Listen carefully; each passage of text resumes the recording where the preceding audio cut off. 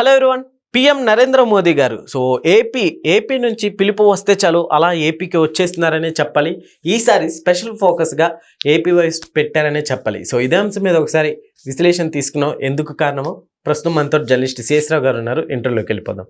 Hello sir. Hello sir, దీనికి కారణం ఏంటి? సో ప్రధానమంత్రి నరేంద్ర మోడీ గారు అన్ని రాష్ట్రాల్లో ఒకటిగానే చూస్తారు. ఆయన టార్గెట్ ఏంటి? 2047 వరల్డ్ నెంబర్ 1 కావాలి అనేది ఆయన టార్గెట్. అలాగే చంద్రబాబు నాయుడు గారిది ఏంటి? 2047కి ఆంధ్రప్రదేశ్ని వరల్డ్ నెంబర్ 1 చేయాలని ఆయన టార్గెట్. సో వీళ్ళిద్దరూ కూడా అభివృద్ధి విషయంలో ఆల్మోస్ట్ ఒక రకంగానే ప్రోగ్రెసివ్ మైండ్ తోనే ఆలోచిస్తారు. XYZ X పట్ల ఒక రకంగా, Y పట్ల ఒక రకంగా అలా ఉండదు. అభివృద్ధి విషయంలో అభివృద్ధి చేస్తానని చెప్పి ఎవరైనా వస్తే కనుక ఖచ్చితంగా వాళ్ళని ఆదరించేటువంటి నైజం ఉన్నటువంటి లీడర్స్ వీళ్ళు. అక్కడ వీళ్ళిద్దరికి కోయిన్సైడ్ అయినట్టు కనిపిస్తుంది. ఒకటి. రెండు, చంద్రబాబు నాయుడు గారు ఎప్పుడు వెళ్ళినా కానీ నరేంద్ర మోడీ గారి దగ్గరికి ఆంధ్రప్రదేశ్ అభివృద్ధి గురించి, లేదంటే ఆంధ్రప్రదేశ్కి రావాల్సిన ప్రాజెక్టుల గురించి, లేదంటే వరల్డ్ వైడ్ ఏం జరుగుతుంది, భారతదేశానికి ఏం కావాలి, వీటి గురించే చర్చిస్తూ ఉంటారు. దీనికి తగ్గట్టు ఈ మధ్యకాలంలో నారా లోకేష్ గారిని అమితంగా ఇష్టపడుతున్నారు ప్రధానమంత్రి నరేంద్ర మోడీ గారు. కుటుంబ సమేతంగా ఇంటికి వచ్చి మీరు నా విందు స్వీకరించండి అని చెప్పి ఒక ప్రధానమంత్రి పిలిచారంటే మామూలు విషయం కాదు కదా. అనేక మంది లీడర్లు ఉన్నారు మన రాష్ట్రంలో, అలాగే ఇక్కడ కూడా ఉన్నారు, తెలంగాణలో ఉన్నారు, ఆంధ్రప్రదేశ్లో ఉన్నారు, మన తెలుగు రాష్ట్రాల్లో. మరి ఏ లీడర్ని పిలవనటువంటి విధంగా ఒక్క లోకేష్ గారిని కుటుంబ సమేతంగా వచ్చి మీరు రండి అని చెప్పి 1-3 సార్లు ఆయన రమ్మన్నారు కదా, వెళ్ళొచ్చారు కదా. వెళ్ళొచ్చిన తర్వాత మోదీ గారు ఇచ్చినటువంటి విందు కానీ, ఆయన వాళ్ళకి ఇచ్చినటువంటి ఆతిథ్యం కానీ, వీటి గురించి నారా లోకేష్ గారు చెప్పారు కదా, అద్భుతమైనటువంటి ఆతిథ్యం ఇచ్చారు. మోడీ గారు ఏ విధంగా ఆయన ఓటమి లేని నాయకుడిగా నిలబడ్డాడు అనే దానికి ఒక సూత్రం కూడా చెప్పారు, ఒక ఐడియా కూడా ఇచ్చారు అని చెప్పారు కదా. ఇప్పుడు ఆయన 3 సార్లు ముఖ్యమంత్రి గుజరాత్కి, 3 సార్లు ప్రధానమంత్రి భారతదేశానికి. మరి ఓటమి ఎరగిన నాయకుడు ఎలా సాధ్యం అనే దాని మీద మూల సూత్రం ఏంటనేది చెప్పాడు అని చెప్పారు కదా లోకేష్ గారు కూడా. సో అంటే వాళ్ళిద్దరి మధ్య ఇంటరాక్షన్. అలాగే రీసెంట్గా చూస్తే మనకి బీహార్ ఎన్నికల్లో లోకేష్ గారి నుంచి ప్రచారం చేయమని చెప్పి ఢిల్లీ నుంచి సందేశం వస్తే వెళ్ళి అక్కడ ప్రచారం చేశారు కదా. సెకండ్ టైం రెండో ఫేజ్లో ఎలక్షన్కి లోకేష్ గారిని పిలిస్తే అక్కడ పోయి ప్రచారం చేశారు కదా. అంటే ఎంతో బలమైనటువంటి బంధం, లేదంటే బలమైనటువంటి రాజకీయపరమైనటువంటి లింకు లేకపోతే మీకు ఈ విధంగా పిలుస్తారా? పిలవరు కదా. సో కాబట్టి ఇప్పుడు వరకు మనం జనరల్గా తెలుగుదేశం పార్టీ అభిమానులు కానీ, లేదంటే వాళ్ళు చెప్పుకుంటున్నటువంటి మాటలు మనం ప్రస్తావిద్దాం. ఏంటంటే నారా నందమూరి అంటుంటారు, నారా నందమూరి ఫ్యామిలీ అని చెప్పి పెద్ద హోర్డింగ్స్ కూడా పెట్టుకుంటుంటారు, అప్పుడప్పుడు ఫ్లెక్సీలో పెట్టుకుంటుంటారు. ఇప్పుడు మోడీ నారా అని పెట్టుకోవాలి, ఇప్పుడు అంతగా కలిసిపోయారు మోడీ ఫ్యామిలీతో. ఇంకోటి ఏంటంటే దేవాంశ్ చిన్నప్పుడు, అంటే ఫస్ట్ అప్పుడే చంద్రబాబు నాయుడు గారు విడిపోయిన ఆంధ్రప్రదేశ్కి ముఖ్యమంత్రి అయ్యారు. అప్పుడు కూడా అలయన్స్ ఉంది, ఇదే అలయన్స్ కూటమి. అప్పుడు కూడా దేవాంశ్ని ఎత్తుకోవడం, ఆయనకి ఆయన కళ్ళద్దాలు తీసి దేవాంశ్కి పెట్టడం, ఇవన్నీ చూసాం మనం. అయితే ఫస్ట్ టైం 2014-19 కంటే కూడా ఇప్పుడు అటు నారా ఫ్యామిలీ, నరేంద్ర మోడీ గారి మధ్య ఒక బలమైనటువంటి మానసిక బంధం ఉన్నట్టు కనిపిస్తుంది యాక్టివిటీస్ని చూస్తుంటే. బహుశా అందుకే పిలవగానే నరేంద్ర మోడీ గారు వస్తున్నారు. జనరల్గా ఏంటంటే పిలవగానే కొద్దిగా షెడ్యూల్ అడ్జస్ట్మెంట్ ఇవన్నీ ఉంటాయి, కానీ ఆంధ్రప్రదేశ్ నుంచి ఇన్విటేషన్ వస్తే డెఫినెట్గా ఆయన హాజరు కావడానికి సిద్ధమయ్యారు. ఇప్పుడు 4వ ముఖ్యమంత్రి అయిన తర్వాత చంద్రబాబు నాయుడు గారు, నరేంద్ర మోడీ గారు ఇప్పుడు 3 సార్లు వచ్చారు. యోగాకి ఒకసారి వచ్చారు, తర్వాత వైజాగ్లో ఓపెనింగ్స్ కోసం ఒకసారి వచ్చారు. ఇప్పుడు మళ్ళా తాజాగా 19వ తారీఖున సత్యసాయి జిల్లాకి రాబోతున్నారు. పుట్టపర్తి శత జయంతి ఉత్సవాలు జరుగుతున్నాయి. అక్కడ పుట్టపర్తి సాయిబాబా శత జయంతి ఉత్సవాలు జరుగుతున్నాయి. అందుకని చెప్పి అక్కడికి వస్తున్నారు. 19వ తారీఖున వస్తున్నారు.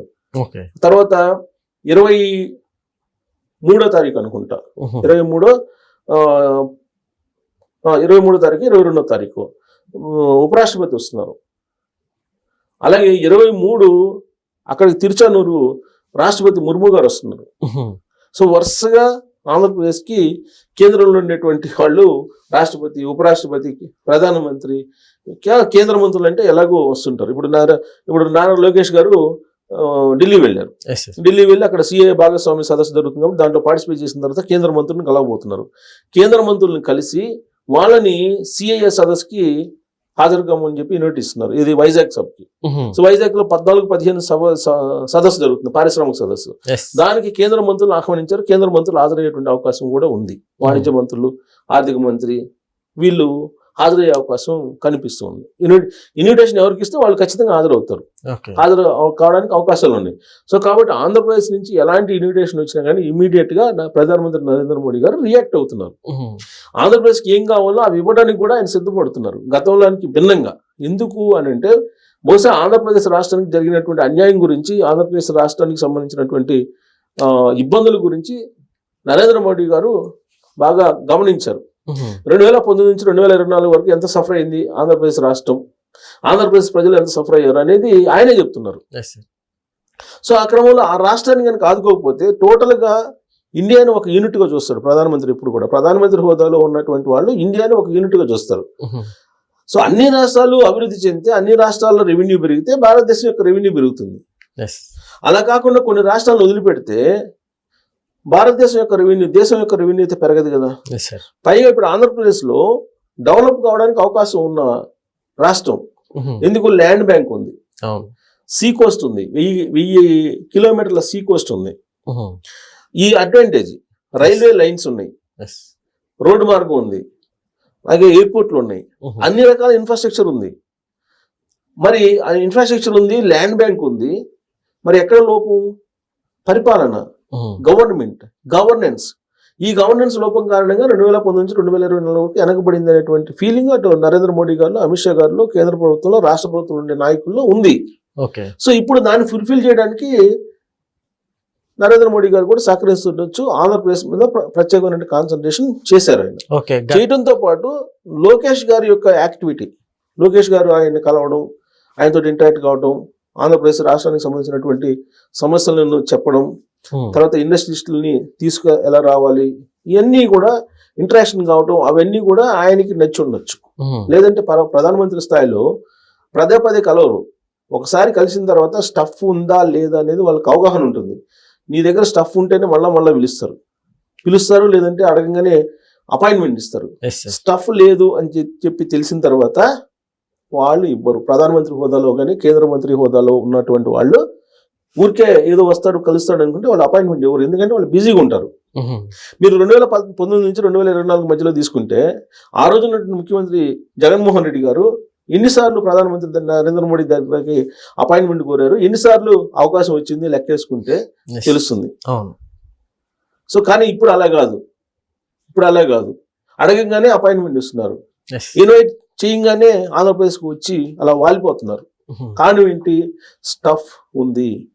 అటు రాజకీయంగా కూడా చూసుకుంటారు, వాళ్ళు రాజకీయంగా చూసుకుంటారు, సబ్జెక్ట్ పరంగా చూసుకుంటారు, అలాగే దేశం పరంగా చూసుకుంటారు, అన్ని రకాలుగా చూసుకుంటారు. ఇప్పుడు ఆంధ్రప్రదేశ్ అనేది ఏదో అంటారు చూసారా, గ్రౌండ్ క్లియర్ గా ఉంది పారిశ్రామికవేత్తలకి.